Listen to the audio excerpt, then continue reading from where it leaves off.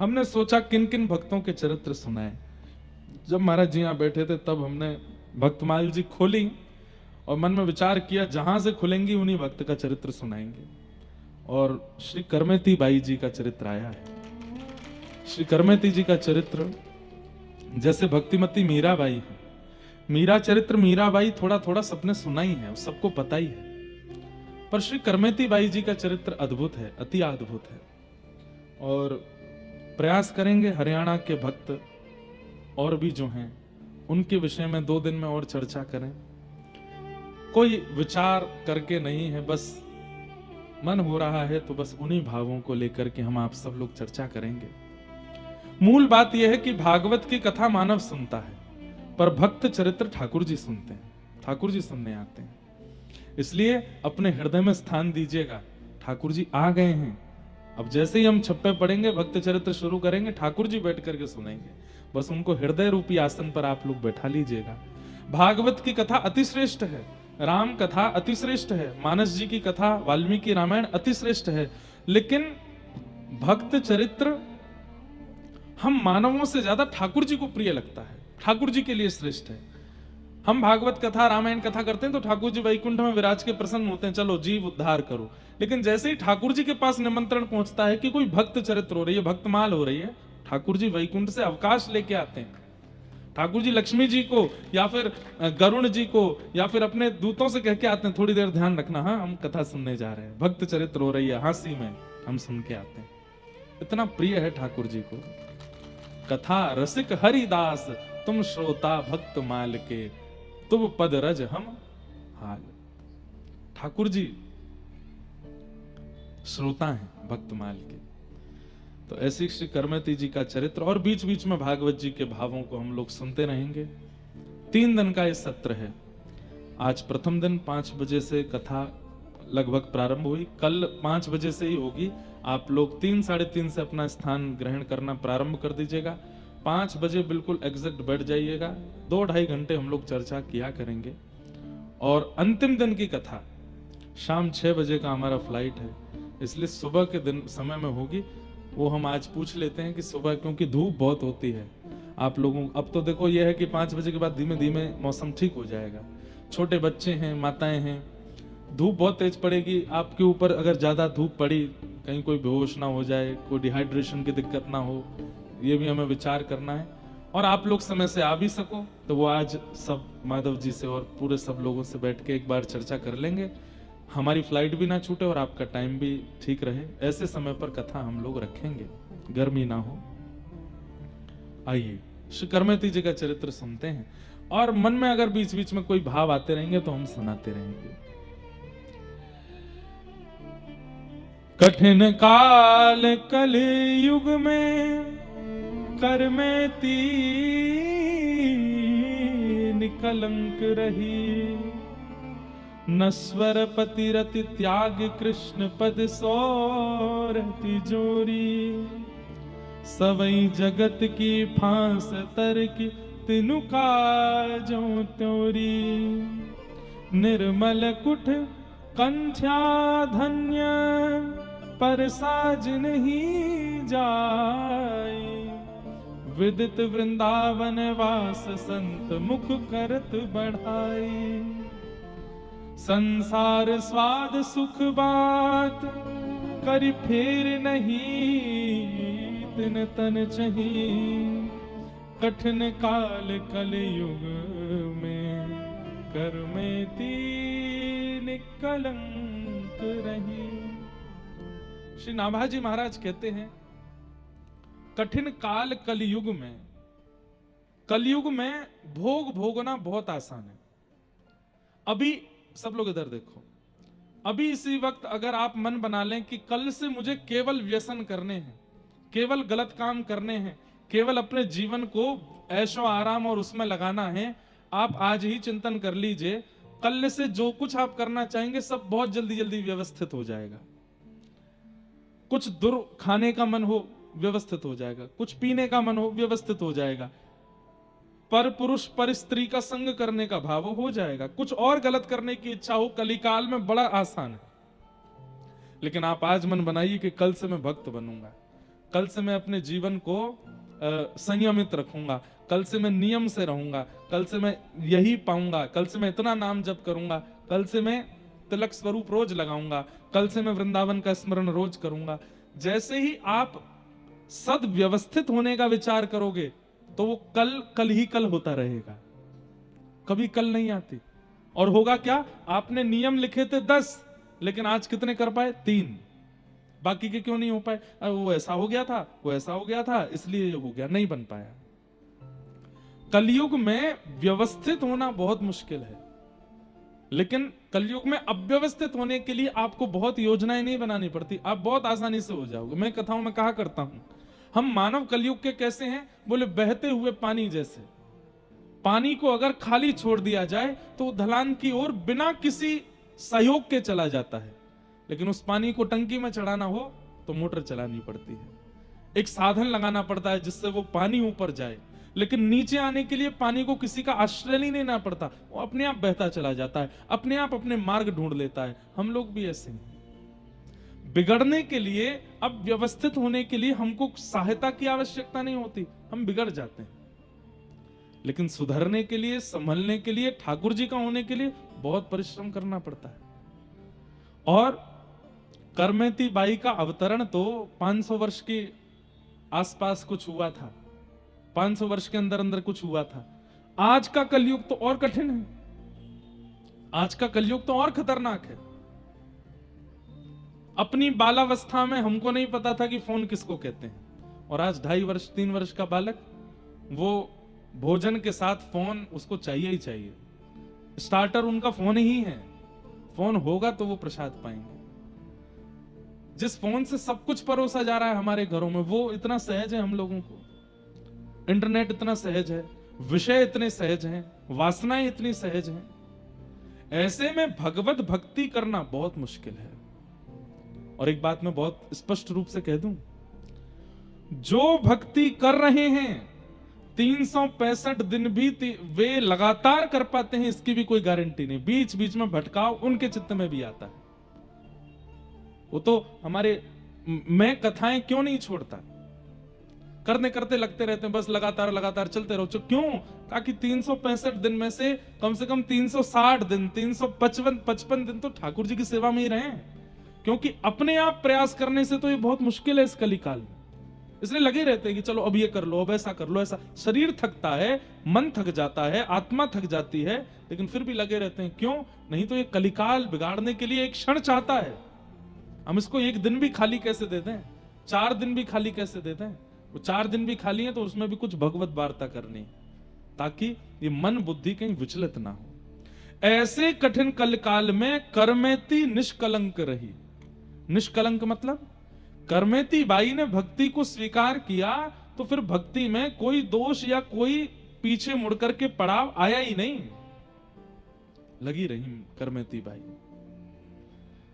मीराबाई जैसी इनकी भक्ति है, लेकिन थोड़ा सा अंतर है जीवन में। आपके पूज्य पिताजी, सब लोग ध्यान से सुनेंगे, श्री करमेती बाई के पूज्य पिताजी श्री पुरुषोत्तम जी राजस्थान के सीकर जिले के पास में एक गांव था, वहां उनका जन्म हुआ। एक शेखावती राजा थे, उसके यहां पर कुलगुरु पद पर थे। तो राजाओं के मंत्री, महामंत्री, कुलगुरु आदि ये भी कोई राजा से कम नहीं होते थे, इनकी भी राजघराने जैसी स्थिति होती थी। ब्राह्मण कुल में जन्मे थे।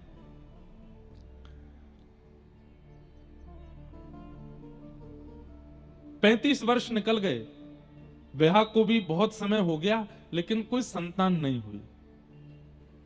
और संतान ना होने के कारण परिवार के लोगों ने बहुत कुछ कहना शुरू कर दिया। कोई कुछ कहता, कोई कुछ कहता।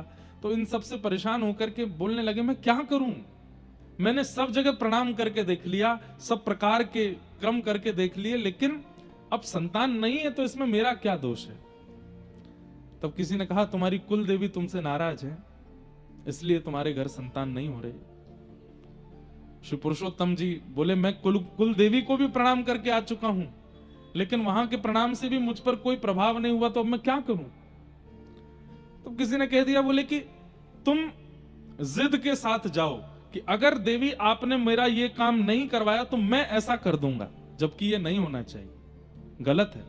जब हमने ग्रंथ में भी ये भाव पढ़ा तो हमने ये बात पहले ही सोच ली थी कि हम सबको बता के चलेंगे कि ऐसा कभी नहीं करना चाहिए। आज के कलिकाल में तो, और विशेष रूप से एक बात बताएं, देवी के उपासक, शैव उपासक ऐसा कर सकते हैं, करते होंगे, पर प्रिया प्रियतम के उपासक ऐसा कभी नहीं करते कि हे प्रिया जी, हे श्री जी, अगर आपने ऐसा नहीं किया तो मैं ऐसा कर दूंगा। नहीं, एक बात बहुत ध्यान से सुनिएगा, हमारे श्री प्रिया प्रियतम वो किशोर हैं, नवल किशोर नवल नागरिया, नवल छोटे हैं, भले ही वो परमात्मा हैं, भले ही वो ईश्वर हैं, लेकिन आप बरसाना, वृंदावन, नंदगाम, ब्रज 84 कोस से संबंध रखते हो, तो आपकी प्रिया जी, आपके श्याम सुंदर नवल हैं, छोटे से हैं। तो जिस प्रकार छोटे बालक के सामने बहुत बड़ी बड़ी बातें नहीं की जाती, ऐसे उनके सामने भी नहीं करनी है। घर में कोई घटना हो जाती है, अरे कहां तक कहें, बड़े बुजुर्ग प्राण त्याग देते हैं कई बार घर में, तो छोटा बालक पूछता है दादाजी को क्या हो गया, तो घर के लोग क्या कहते हैं, दादाजी सो रहे हैं। उसको ये नहीं कहते कि ये पधार गए या इनका शरीर नहीं रहा, ऐसे कहते हैं दादाजी सो रहे हैं, दादाजी को ताता हो गई है, दादाजी बीमार हो गए, अभी पिताजी लेके गए, वो ठीक होके आ जाएंगे। कई वर्षों तक वो बालक पूछता रहता है दादाजी कब के गए, आए क्यों नहीं। जब थोड़ा बड़ा हो जाता तब उसको बताते हैं कि तुम्हारे दादाजी ऐसे ऐसे चले गए थे।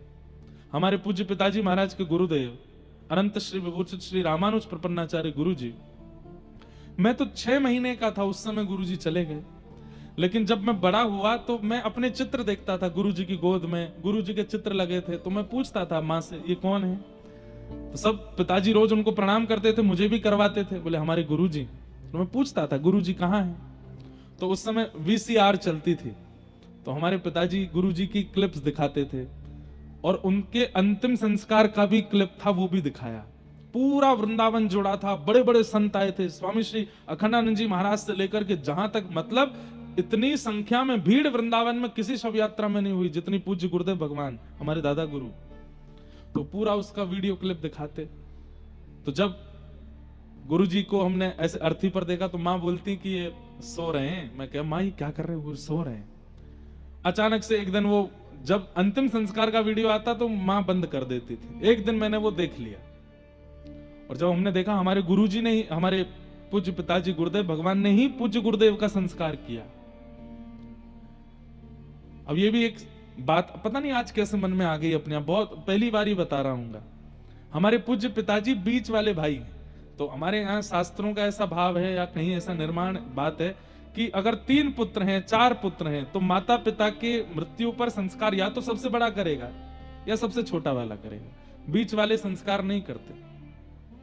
हमारे पिताजी बीच के हैं, इसलिए माता पिता के संस्कार का तो अधिकार था नहीं, लेकिन गुरुदेव ने उन पर इतनी कृपा की थी, जाते जाते भी गुरुदेव कह के गए हमारा संस्कार इनसे ही करवाना। हमारे पिताजी महाराज ने गुरुदेव का संस्कार किया, तो वो सब देख रहे थे। तो जैसे अग्नि प्रज्वलित करी तो मैं रोया बहुत तेज, और कहते हैं हमारी माँ बताती 6 रात्रि तक मैं रोता ही रहा, बार बार उठ के रोने लगता। क्यों? कि गुरु जी को पिताजी ने जला दिया, गुरु जी को पिताजी ने जला दिया।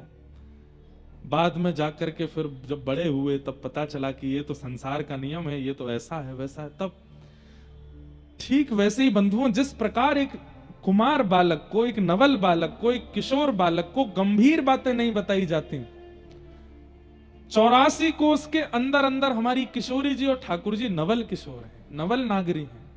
हम उनसे जाके इतनी बड़ी बड़ी बातें कैसे कर देते हैं, हे श्यामाजू, हे किशोरी जी, हमारे जीवन में ये संकट आ गया है, हमारी फैक्ट्री बंद हो गई है, या हमारे बेटे हमारी बात नहीं सुनते हैं, हमारी बहू ऐसा करती है, हमारे पति ऐसे हो गए हैं, हमारे जीवन में ये संकट आ गया है, हमको बहुत बड़ी पीड़ा हो गई है। उनको बताना नहीं है।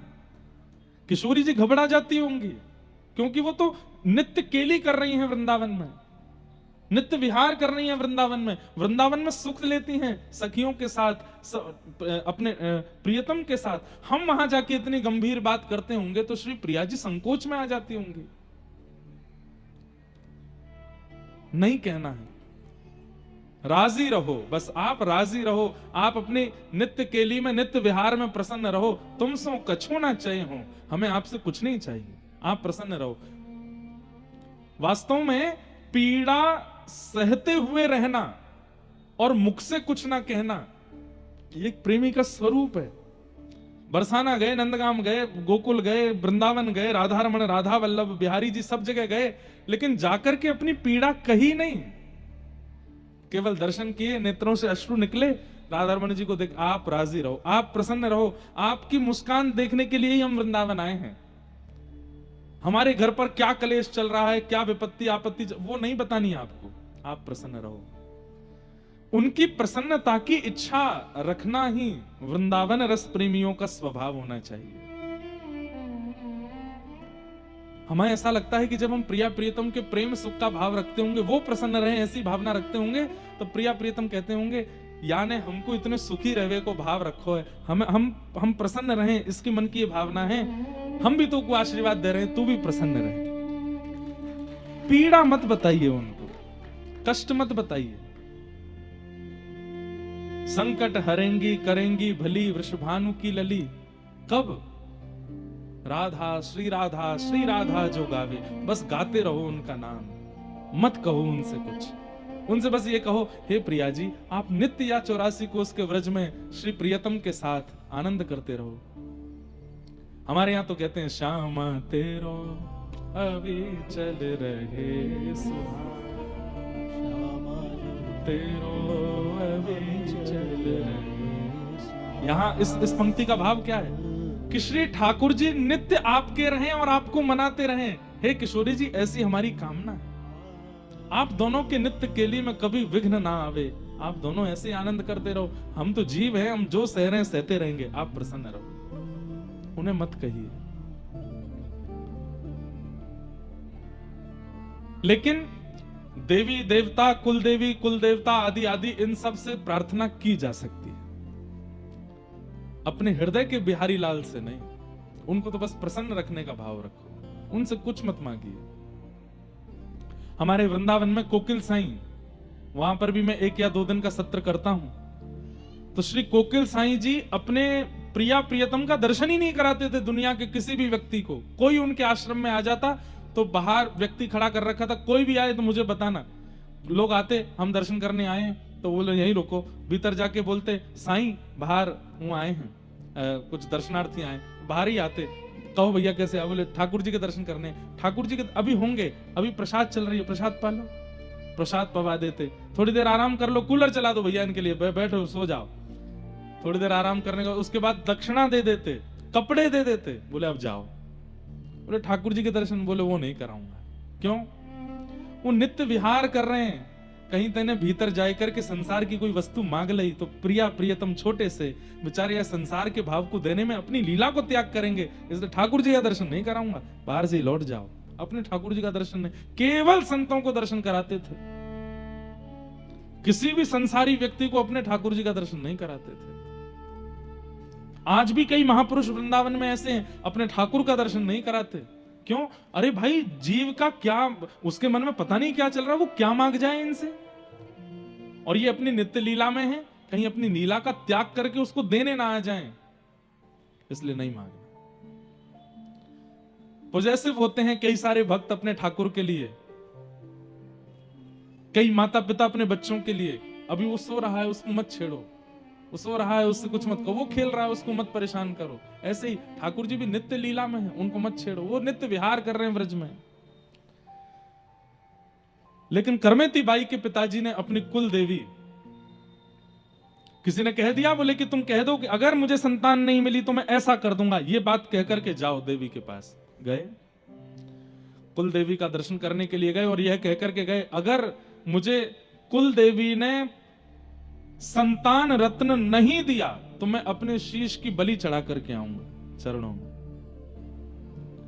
इस संकल्प के साथ जब निकले, रास्ते में ही एक दिव्य स्त्री का दर्शन हुआ। दिव्य स्त्री, उसको देख करके पुरुषोत्तम जी बड़े आश्चर्यचकित हुए, बोले मैं बहुत लोग देखे पर आप कुछ अलग जैसी लग रही हैं, आप कौन हैं? बोले हम तुम्हारी कुल देवी हैं। पुरुषोत्तम जी बोले, आप मेरी कुल देवी हैं? बोले हाँ। बोले, कुल देवी का दरबार तो अभी बहुत दूर है, आप बीच मार्ग में ही मुझे दिख रही हैं, मैं नहीं मानूंगा आप कुल देवी हैं। यदि आप कुल देवी हैं तो मुझे कुल देवी के रूप में दर्शन दो।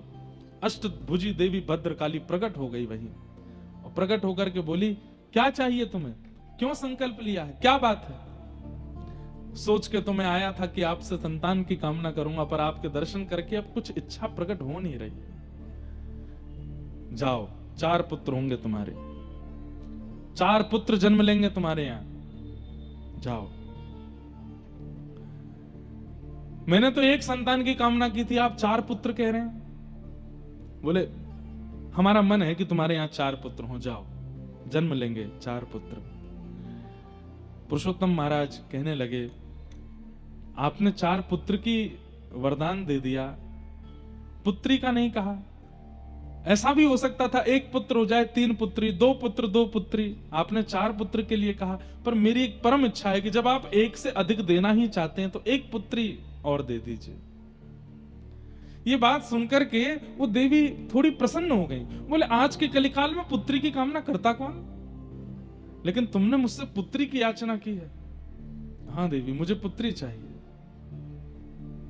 ठीक है, 4 पुत्र होंगे, वंशवर्धन करने वाले होंगे, धन वर्धन करने वाले होंगे, ऐश्वर्य वर्धन करने वाले होंगे, तुम्हारे कुल का उत्थान करने वाले होंगे, लेकिन 1 पुत्री होगी, परम भक्त होगी, और ऐसी भक्त होगी तुम्हारे पुत्रों के, तुम्हारे नाम से तुम्हारे पुत्र जाने जाएंगे, लेकिन ऐसी पुत्र जन्म लेगी कुल में जिसके नाम से तुम जाने जाओगे, जिसके नाम से पूरा कुल तुम्हारा जाना जाएगा, तुम्हारा पूरा सर्वस्व जाना जाएगा। ऐसी पुत्री तुम्हारे यहां जन्म लेगी।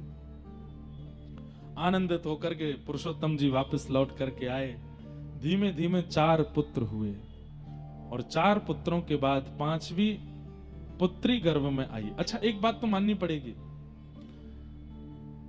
देवी आराधन और महादेव का आराधन किया कीजिए, कृष्ण भक्त भी। क्यों? भक्ति के वर्धन के लिए उनकी आराधना करो, क्योंकि वे ठाकुर जी के समीप के हैं, उनके मित्र हैं। उनके आराधन से उनको प्रसन्न करके कहो कि आप ठाकुर जी से कहो हमारे चित्त में और प्रेम बढ़े। महादेव से कहो, हे महादेव, हे गोपेश्वर महादेव, आप ठाकुर जी से कहो हमारे चित्त में और प्रेम बढ़े। तो देवी आराधन, महादेव के आराधन से चित्त में प्रीति बढ़ सकती है। इसलिए कृष्ण भक्त भी, हमारे वृंदावन के भक्त भी नवरात्रि का व्रत किया करो। गोपियों ने नवरात्रि व्रत किया था, उसी के बाद महाराज हुआ, और उसी में ही कात्यायनी मैया से मांगा था कि कृष्ण हमको पति रूप में मिले। कात्यायनी मैया की कृपा से शरद पूर्णिमा पर रास बिहार हुआ। तो देवी कृपा तो करती हैं। कृष्ण भक्त भी अगर कृष्ण भक्ति के लिए नवरात्रि का व्रत रखें, और आगामी अभी श्रावण आएगा, सोमवार के सोमवार महादेव की आराधना करो, केवल इसी भाव से कि हमारे व्रज के प्रति इतना प्रेम हो जाए, प्रिया प्रीतम इतने प्रिय लग जाएं, हमसे जो भी अपराध बनता है, जो भी हमसे पीड़ा बनती है, कष्ट बनता है, वो सब दूर हो जाए, बस ठाकुर जी की प्रीति प्राप्त हो, ऐसी महादेव कृपा करो। आप हमें याद करेंगे।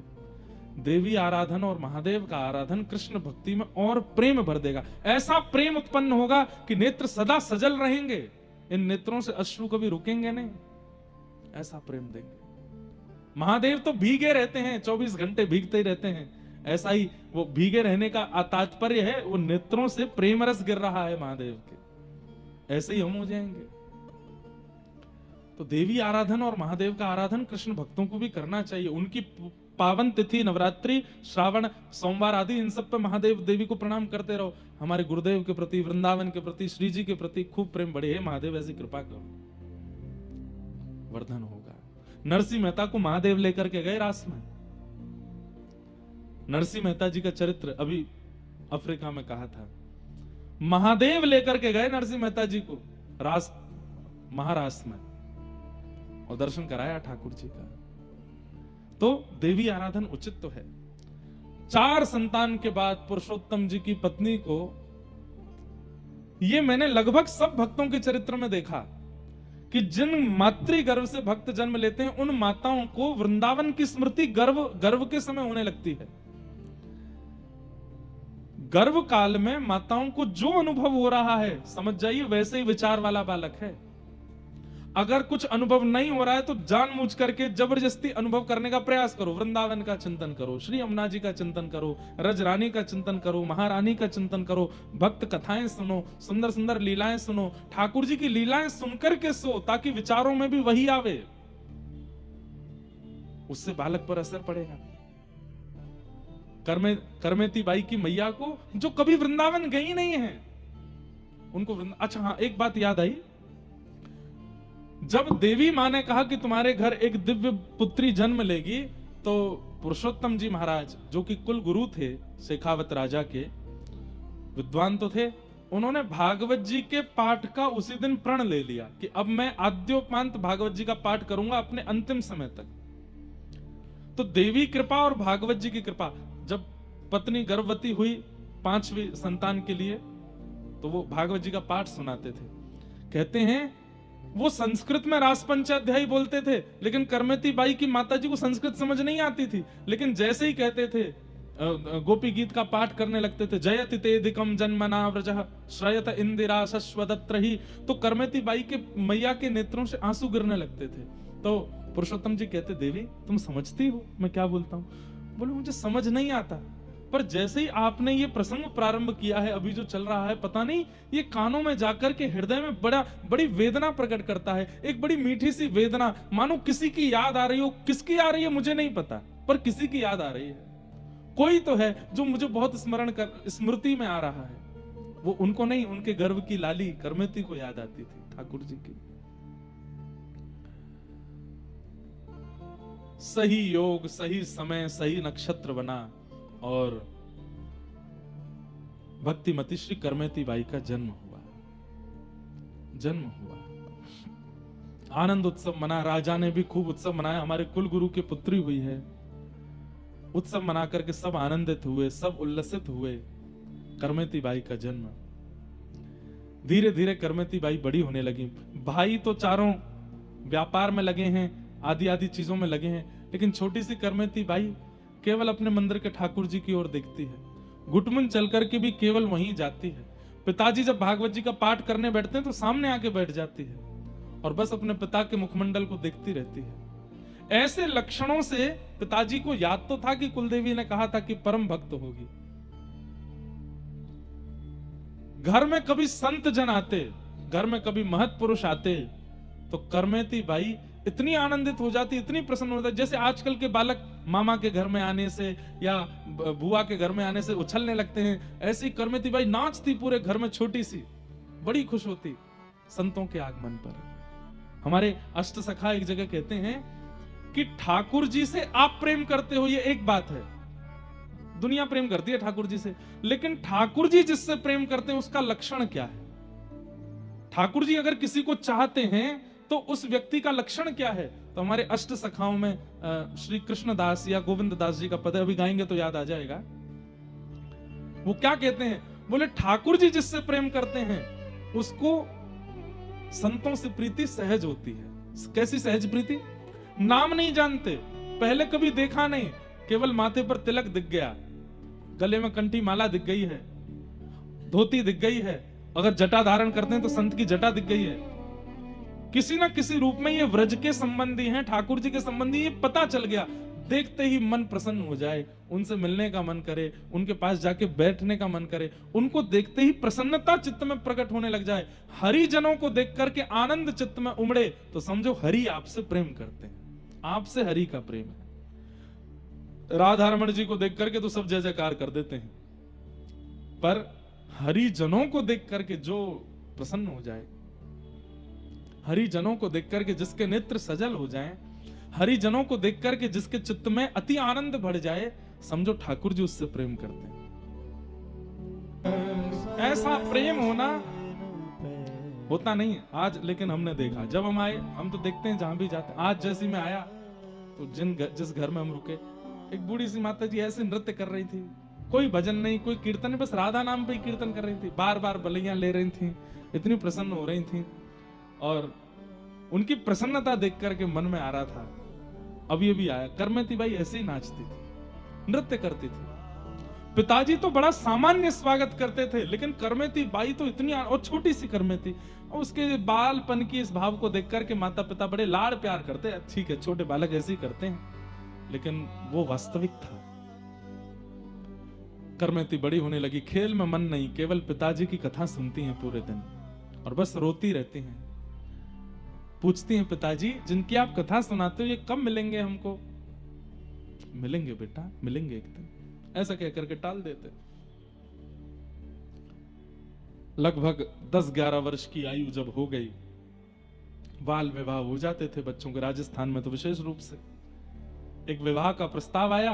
करमेती बाई ने अपने पिताजी को समझाया, पिताजी मुझे विवाह नहीं करना, मैं तो बस जीवन सर्वस्व ठाकुर जी पर न्योछावर करना चाहती हूं। बेटा ऐसा नहीं होता, क्या कहेंगे कुल के लोग, क्या कहेंगे, मर्यादा क्या कहां जाएगी, ये सब संसार के लोग क्या कहेंगे, बेटी घर में है, कन्यादान नहीं कर रहे, विवाह नहीं कर रहे उसका। पिताजी विवाह उसका कीजिए ना जो विवाह के बाद की क्रियाओं में योग्य हो, मैं बिल्कुल अयोग्य हूं। विवाह के बाद की जो क्रिया हैं, जो ससुराल पक्ष के लोग मुझसे उम्मीद करना चाहेंगे, वो उन सब में मैं निपुण नहीं हूं। क्या फायदा, आपको भी कष्ट होगा, उन लोगों को भी कष्ट होगा, मत करिए ना। यही सेम बात मीराबाई के चरित्र में आती। मीराबाई भी ऐसी समझाती अपनी मां को कि एक विवाहिता नारी का जो कर्तव्य होना चाहिए सास के प्रति, ससुर के प्रति, ननद के प्रति, जेठ जेठानी के प्रति, पति के प्रति, ससुराल के प्रति, उसमें मैं बिल्कुल अयोग्य हूं मां, मेरा ब्याह मत करो। वही बात आज करमेती बाई समझा रही हैं, पिताजी मैं योग्य नहीं हूं, उनको कष्ट होगा।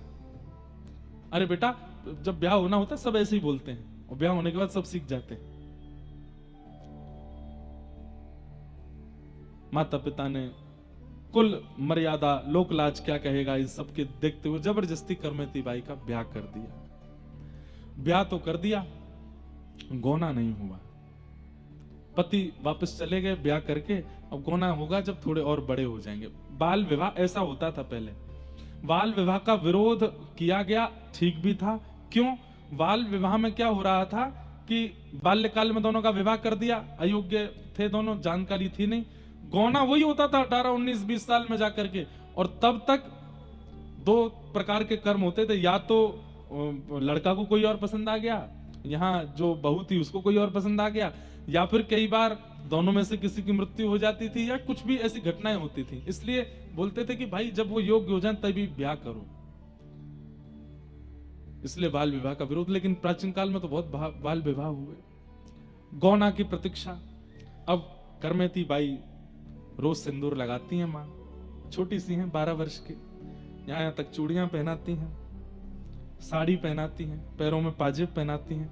अब उनको तो वो श्रृंगार प्रिय लगता था कि इस श्रृंगार को करके मैं जब ठाकुर जी के सन्मुख जाती हूं तो ठाकुर जी प्रसन्न हो जाते हैं। पूछती थी मां ये किसके लिए? बोले ये पति के सौभाग्य के चिन्ह होते हैं, पत्नी को धारण करने चाहिए, उससे पति प्रसन्न भी रहता है और दीर्घायु भी होता है। वो तो प्रियतम को ही अपना सर्वस्व मान चुकी थी। सिंदूर लगाती, चूड़ी पहनती, सब श्रृंगार करती, पर दौड़ के जाती मंदिर में, ठाकुर जी से जाके पूछती कैसी लग रही हूं मैं, आज मेरा स्वरूप कैसा लग रहा है आपको? पिता कभी कभी चिंता करते, पत्नी से बोलते मुझे थोड़ा लगता है कि करमेती, बोले अरे उसका ब्याह हो गया है, कोई बात नहीं, अभी बालिका ही तो थोड़ी थोड़ी बड़ी हो जाए, गौना तक आ जाएगी बुद्धि उसमें। लेकिन मीराबाई तो सदैव तड़प रही हैं। मिलवे को मोहे चाब खनेरो, मिलवे को मोहे चाब खनेरो, कब मिल पीत सवेरा, गोविंद कब मिल पीत सवेरा, गोविंद कब मिले पिया मोरा, गोविंद कब मिले पिया मोरा, गोविंद कब।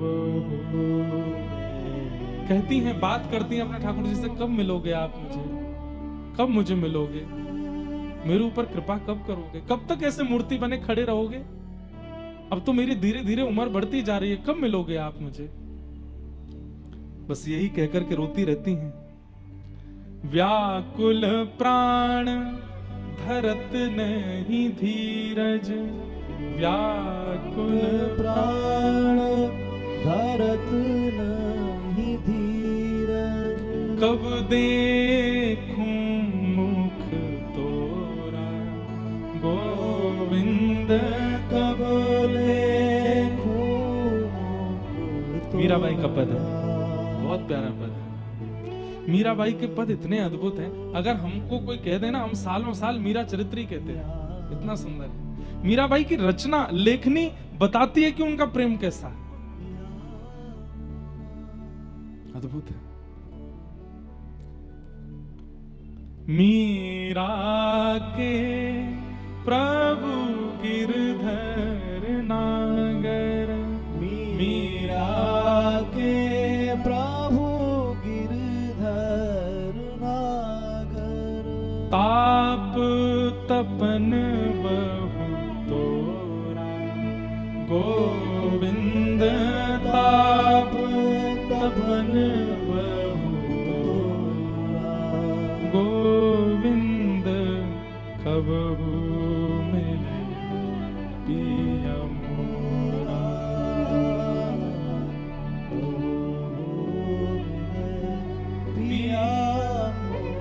बंधुओं, हमें प्रेम हो जाता है ठाकुर जी से, हम चाहने लगते हैं ठाकुर जी को, पर ऐसा विरह नहीं मेरे को देखने में आया अभी तक कि बस व्याकुल हो गए हों ठाकुर जी के लिए, ऐसे नहीं हुए अभी हम स्वयं बहुत दिनों तक कथा करते रहते हैं, तो अब तो लाल जी सफर में नहीं रहते, साथ कथाओं में नहीं जाते, कुछ समय लाल जी की स्मृति तो होती है। जैसे अभी अयोध्या में कथा थी तो मैं सीधे जहां रुका था वहां पहुंचा, तो जाते ही नियम होता था लाल जी पहले पहुंच जाते हैं। लाल जी कहां विराज ने, तो जो पंडित जी सेवा करते वो भी भावुक हो गए, लाल जी तो नहीं आते अब कथा में, तो हम दोनों थोड़ी देर के लिए सहम गए कि अब लाल जी आते नहीं, कि 4 साल तो लगातार कथाओं में आए। तो अभी घर पे बात करते हैं तो कहते हैं अब लाल जी को ले जाएं क्या कथा में, मन बड़ा विचलित होता है कभी कभी। तो घर से आता है, नहीं अब यहीं रहेंगे, नहीं जाना। हमने कहा एक बार पर्ची डाल के देखो, अगली कथा में चलेंगे क्या। पर्ची डालते हैं, ठाकुर जी मना कर देते नहीं जाना, और विरह हो जाता है चित्त में कि उनका मन नहीं है, वो कह चुके थे कि ब्याह उला के बाद हम घर रहेंगे, घर ही रहते हैं, लेकिन मैं हूं ले जाऊं, वो पर्ची बिना डाले ले जाऊं, पूछूंगा ही नहीं। विरह बहुत आवश्यक है बंधुओं, लेकिन हमको संयोग इतना आवश्यक, इतना मिल गया है ठाकुर जी का कि हम विरह का अनुभव नहीं कर पाते। ये जो अश्रु गिरते हैं ना प्रेम विरह में, कृष्ण विरह में, ये अश्रु नहीं है, हमारे चित्त में जितने भी दोष हैं ठाकुर जी से मिलने वाले, वो सब एक एक बिंदु करके निकलते हैं। जितने निकलेंगे उतने स्वच्छ हो जाएंगे हम, पर वो निकलते ही नहीं है, रह जाते हैं भीतर।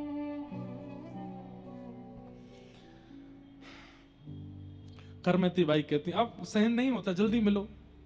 सब कुछ ठीक चल रहा था, अचानक से एक दिन पत्र आता है और करमती बाई की माँ बड़ी खुश होकर के और हल्ला करके घर में बताती है, अरे वो पावन दिन आ गया। सब पूछते हैं क्या हुआ, बोले करमती के ससुराल वाले 3 दिन बाद आ रहे हैं और गोने का समय निकला है, करमती को ले जाएंगे।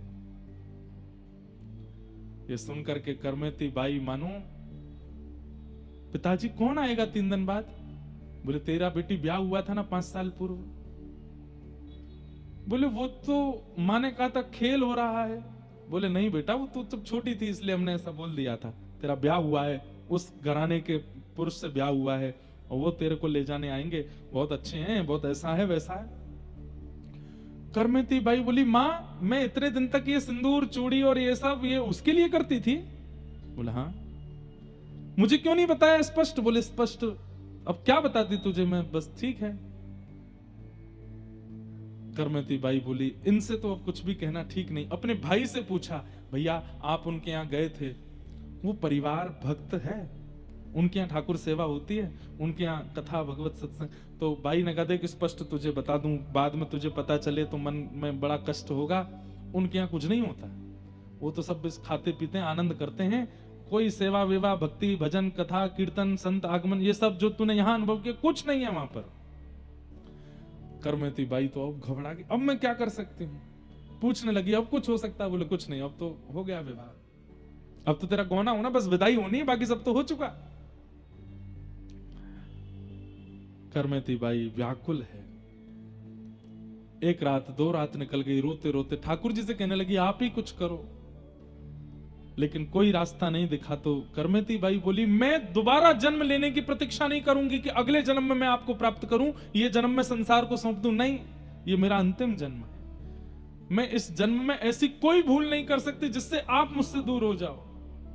मैं आपको प्राप्त करके रहूंगी।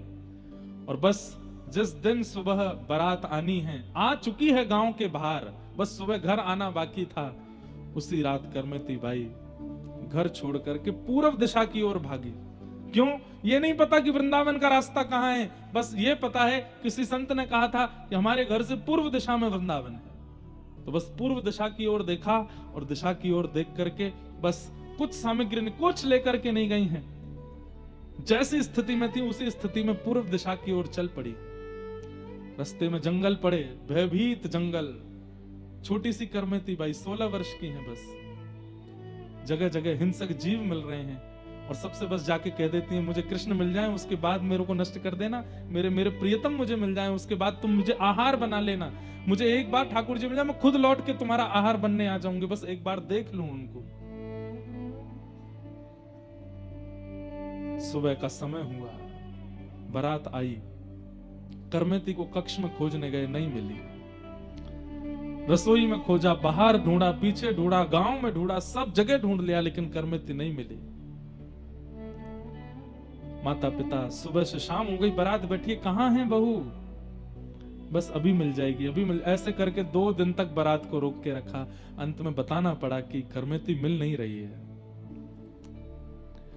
शेखावत राजा जिनके कुल गुरु थे, उनको पता चला कि पुत्री घर में मिल नहीं रही है। पिता ने कहा मुझे एक ही संशय है। बोले कहा वो वृंदावन गई होगी। वो श्याम सुंदर से बहुत प्रेम करती, पर हमें लगता था ये उसका बालपन है, हम थोड़ी जानते थे कि वो इतनी तन मन धन से न्यौछावर हो चुकी है। हे राजन, आप रक्षा कीजिए, मेरी पुत्री ढूंढिए। सेना लगा दी, बोले ढूंढो। उस सेना को लगाया जो बड़े बड़े युद्ध में जाती थी कि ढूंढ के लाओ, हमारे कुलगुरु की पुत्री को ढूंढ के लाओ। करमेती बाई भूखी प्यासी बस पूर्व दिशा की ओर, यही पता है पूर्व दिशा। और उसमें नदी कभी आ जाती है तो बेचारी नदी पार करती हैं, कभी घने जंगल आ जाते हैं तो उसको पार करती हैं, कभी कुछ और पड़ता है, गांव पड़ते हैं तो छुप छुप के वहां से निकलती हैं। बस पूर्व दिशा नहीं छोड़नी, यहीं रहते हैं श्याम सुंदर, यहीं है वृंदावन। क्या समझ में आया अब तक की कथा सुन के? करमेती बाई को प्रेम हुआ ठाकुर जी से, ठाकुर जी को प्रेम हुआ करमेती से। प्रेम तो मुझे भी है, आपको भी है, पर हम ऐसे व्याकुल नहीं होते। ऐसी व्याकुलता, ऐसी तत्परता, ऐसी निर्भयता और ऐसी लगन तो उसमें आती है जिसको ठाकुर जी प्रेम कर रहे हो।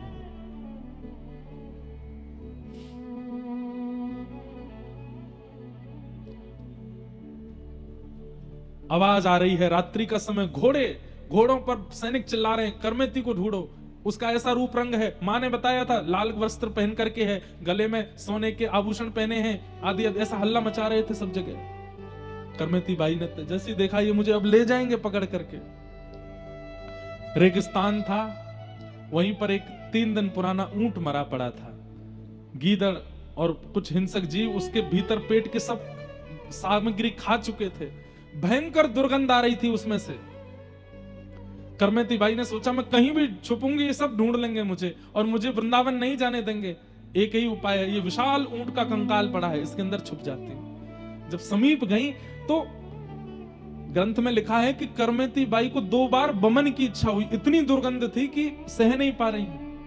3 दिन से भूखी हैं, अन्न भी नहीं खाया, और जब उसके पास गई तो इतनी दुर्गंध थी कि वहां खड़ी नहीं हो पा रही थी। लेकिन मन में विचार करती हैं, संसार, अगर आज करमेती तूने इस दुर्गंध को नहीं सहा तो ये पकड़ के ले जाएंगे और जीवन के अंतिम श्वास तक संसार के विषय की दुर्गंध सूंघनी पड़ेगी। वो जीवन भर की विषय की दुर्गंध सूंघने से अच्छा है कुछ समय की इस ऊंट की दुर्गंध को सह ले करमेती, प्रियतम मिल जाएंगे। और करमेती बाई उस ऊंट के भीतर प्रवेश कर गई। बाहर से कंकाल और वैसा था, मक्खियां भिन बना रही थी, कोई पास भी नहीं आ सकता। और उसके भीतर करमेती बाई बैठी है, नेत्र बंद करके अपने प्रियतम का स्मरण कर रही है। बस कुछ देर और करमेती, कुछ देर और, फिर से सब चले जाएंगे, फिर हम चलेंगे ना वृंदावन। मानो जैसे अपने आप से ही बात कर रही है। सैनिक जन आसपास आए, मरे हुए ऊंट को देख करके मक्खियां भिन बना रही हैं। दुर्गंध के कारण सैनिक ही घबरा गए, मुंह बंद, अरे जल्दी निकलो यहां से, निकलो भैया, यहां कैसे रुक सकते हैं। और 2 दिन तक करमेती बाई उस ऊंट के कंकाल में ही रही भीतर। ये मानव रह सकता है? नहीं रह सकता। ठाकुर जी जिसको बुला रहे हैं वो रह लेगा, वो कैसी भी व्यवस्था में रह लेगा। 2 दिन बाद करमेती बाई के प्रसंग में आता है, जब वो वृंदावन गई और वहां जाकर के जब लोगों ने उनकी पता किए, तो एक संत ने उनसे पूछा, हमने सुना करमेती जी आप ऊंट के कंकाल में रही थी। बोले हाँ। आपको दुर्गंध नहीं आई थी? बोले आई तो थी। फिर कैसे रह ली? बोले भैया जब मातृ गर्भ में हम 9 महीना रह सकते हैं संसार के रसों को भोगने के लिए, तो कृष्ण प्राप्ति के लिए मैं 2 दिन यदि ऊंट के कंकाल में रह ली तो इसमें कौन सी बड़ी बात है। हम सब वह दुर्गंध सह करके आए हैं 9 महीने मां के गर्भ में, केवल किस लिए? ताकि संसार में जन्म लें और संसार में जन्म लेके संसार के रसों का सुख ले सकें। संसार के सुख के लिए 9 महीना उस मलमूत्र के भांड में रह सकते हैं, कृष्ण सुख के लिए 2 दिन में अगर ऊंट के अंदर रह ली तो इतनी आश्चर्य की बात क्या? कोई आश्चर्य। करमेती बाई के प्रसंग में यह आता है कि उनके उत्तर सबको आनंदित कर देते थे।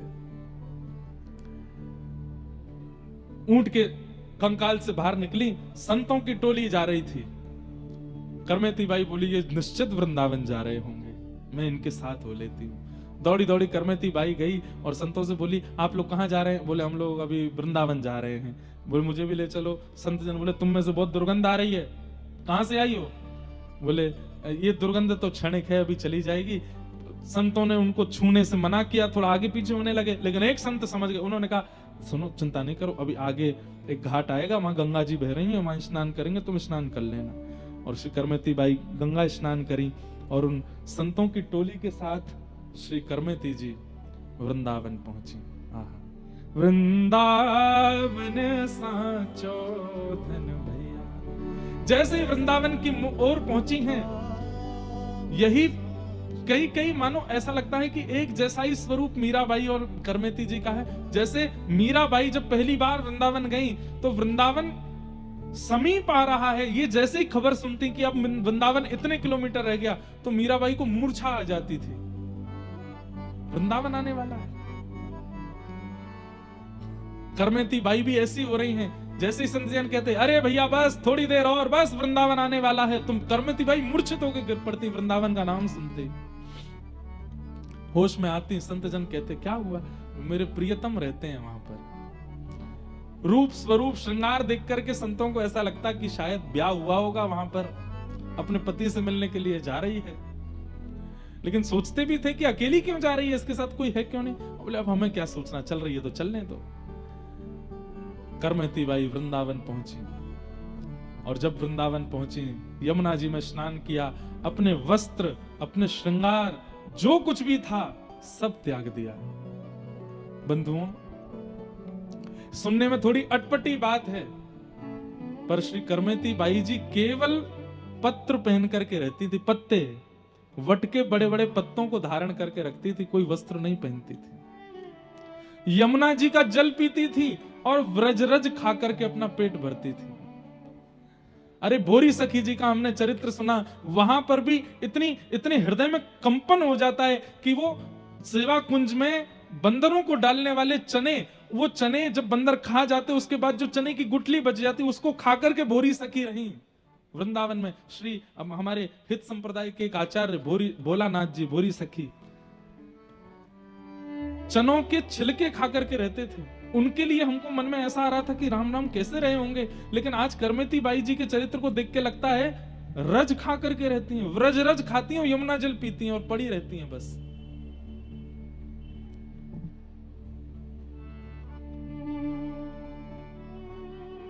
किशोरी तोरे चरणन की रज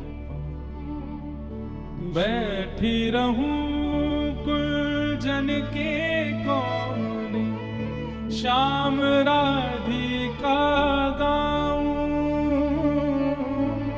श्याम राधिका गाऊं, किशोरी तोरे चरणन की रज पाऊं, किशोरी तोरे चरणन की चारज को ब्रह्मादिक तरसत, चारज को ब्रह्मादिक तरसत, सूरज शीश चढ़ाऊं, सूरज शीस चढ़ाऊं, व्यास स्वामिनी की छवि निरखत, व्यास स्वामिनी की छवि निरखत, विमल विमल यश गाऊं, किशोरी तोरे चरणन की रज पाऊं, किशोरी तोरे चरणन की रज पाऊं। वृंदावन की रज में पड़ी रहती हैं, पत्र पहन करके रहती हैं और रज खाती हैं, जमुना जल पीती हैं और बस श्याम सुंदर, श्याम सुंदर, मदन मोहन कह करके बस पुकारती रहती हैं। मंदिर में जाती हैं, दर्शन करती हैं। गोविंद देव जी तभी प्रकट हुए थे कुछ साल पहले ही। गोविंद देव, राधारमण आदि ये सब बस इनको शतक मात्र हुए होंगे, तभी उसी काल में पहुंची हैं। जाकर के मंदिर में दर्शन करती हैं, सेवा आदि के लिए पूछती हैं और वहां कुछ सेवा करती हैं। मंदिर में मार्जन आदि कर देती हैं, कभी यमुना तट पर जाकर के करती हैं। कोई प्रसाद दे दे तो पा लेती, नहीं तो रज ही पाती हैं, रज ही उनका भोजन है। मीराबाई कहती हैं, श्याम मने चाकर राखो जी, चाकर रहसूं बाग लगासूं, नित उठ दर्शन पासूं, वृंदावन री कुंज गलिन में हरि की लीला गासूं, श्याम मने चाकर राखो जी। हे थारी चाकरी में चूक कोनी, राखू मारा सावरिया, राखू मारा सावरिया, चाकर राखो जी। हे थारी चाकरी में चूक कोनी, राखू मारा सावरिया, राखो मारा सावरिया, चाकर राखो जी। हे गिरधारी मने चाकर राखो जी, गिरधारी मने चाकर। एक बात समझिए, ठाकुर जी की चाकरी चाहिए तो उससे पहले जैसे कहीं बड़ी जगह जॉब चाहिए तो आपका रिज्यूम देखा जाता है कि हाँ भाई पहले और कहाँ नौकरी कर चुके हो, कितना आपका अनुभव कितना है। और अगर अनुभव अच्छा नहीं होता ना तो जॉब में अच्छी सैलरी नहीं मिलती। संतों की सेवा करके, ब्रज रसिकों की सेवा करके, ब्रजवासीन की सेवा करके, हरिजनों की सेवा करके अपना रिज्यूम इतना अच्छा कर लो कि जब श्री जी के चरणों में जाकर के रिज्यूम दो, उन संत की सेवा, इतने ब्रजवासियों की सेवा, इतने महापुरुष, इतने हरिजनों की सेवा हमने करी है, तो श्री जी कहेंगी भाई एक्सपीरियंस अच्छा है, निज निकुंज नव निकुंज की सेवा में इसको लिया जा सकता है। लेकिन कहीं सेवा ही नहीं करी होगी तो फिर सेवा कैसे मिलेगी? इसलिए खूब हरिजनों की सेवा करो। यहाँ जो आपके अगल बगल में बैठे हैं ये भी हरिजन हैं, कथा सुनते सुनते इनके भी चरण दबा दिया करो। जब ये कथा सुन के उठा करें तो इनकी चरण रज भी ले लिया करो। आप सब भी हरिजन हो। ठाकुर जी की चाकरी करनी है तो एक्सपीरियंस हो जाओ, और एक्सपीरियंस के लिए ये सब हरिजनों की सेवा करो, संतों की सेवा, ब्रजवासियों की सेवा करो। हरी चाकरी में